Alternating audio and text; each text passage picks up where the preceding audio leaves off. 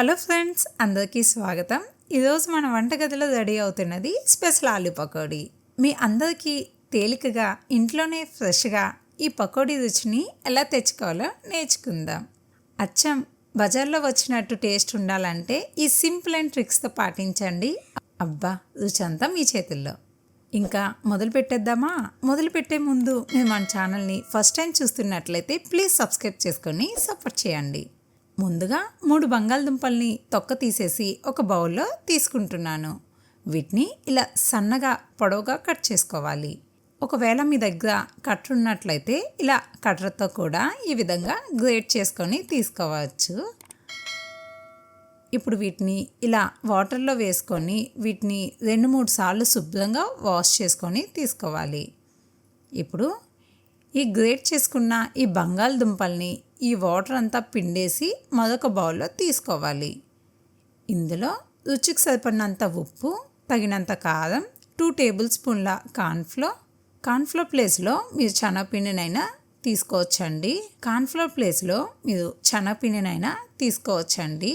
3 table స్పూన్ల బియ్యం పిండి వేసుకొని బాగా మిక్స్ చేసుకోవాలి. ఇందులో ఎటువంటి వాటర్ వేయకూడదండి. ఆల్రెడీ బంగాళదుంపల్లో వాటర్ అనేది ఉంటుంది కాబట్టి వాటర్ అనేది వేయకూడదు. వీటిని ఇలా కలుపుకోవాలి.